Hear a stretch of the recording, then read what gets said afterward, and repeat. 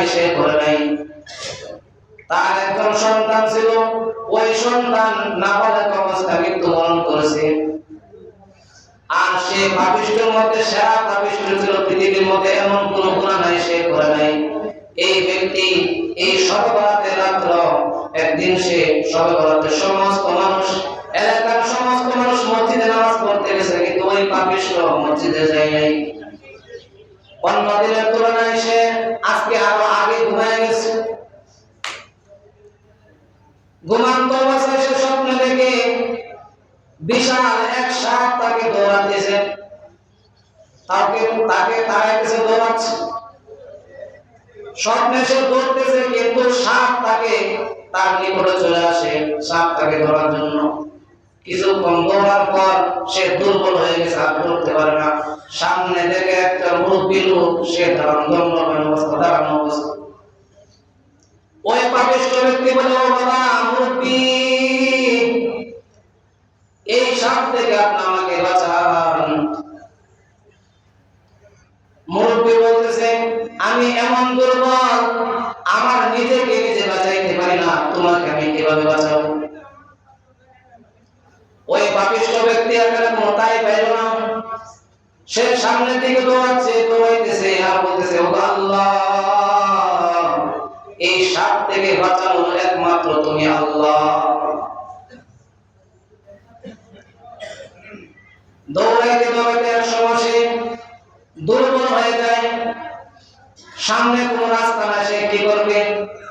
হঠাৎ করে দেখে সামনে থেকে তার একটা রাস্তা বের হয়ে গেছে পাহাড়ের দিকে।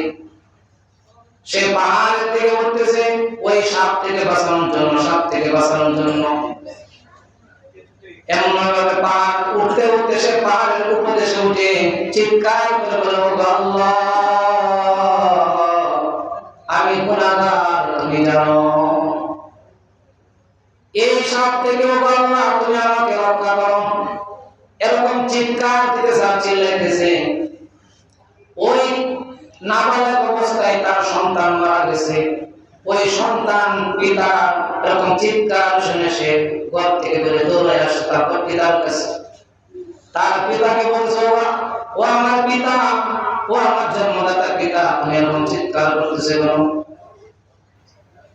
যখন এই কথা সন্তানে বলল, পিতা ডাকতে বলল, মা, তুমি তো নাবালক অবস্থায় মৃত্যুবরণ করেছো, তুমি এখন কোথায় থেকে আসো?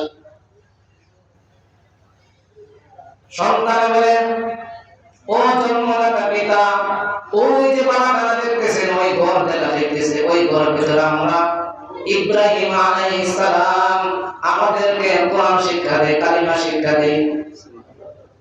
আপনি যখন চিৎকার দিয়েছেন, চিৎকার শুনে আমার অন্তর কম্পন শুরু হয়ে গেল, আমার পিতার চিৎকার সেটা।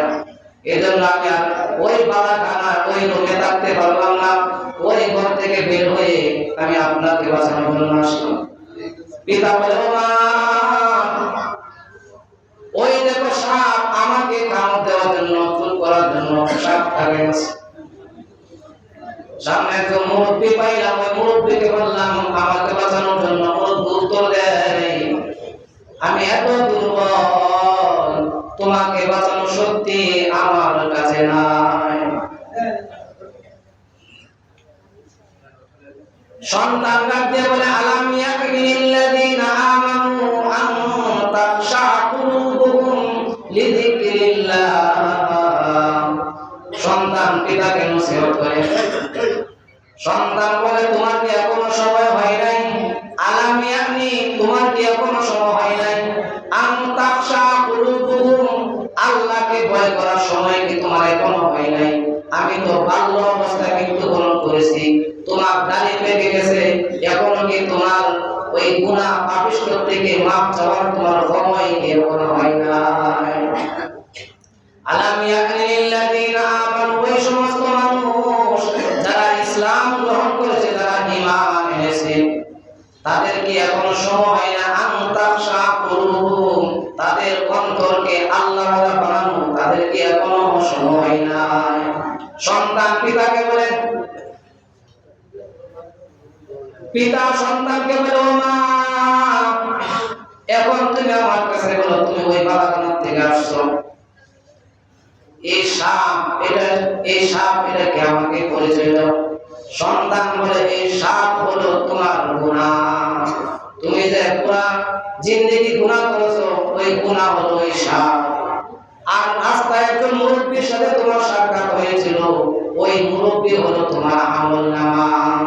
তোমার আমলনামা এত দুর্বল, তোমার আমল এত অল্প যে আমল তোমাকে গুনাহ থেকে বাঁচাইতে পারলো না। যখন এই কথা বলার সাথে সাথে সে ঘুম থেকে জাগ্রত হয়ে গেল।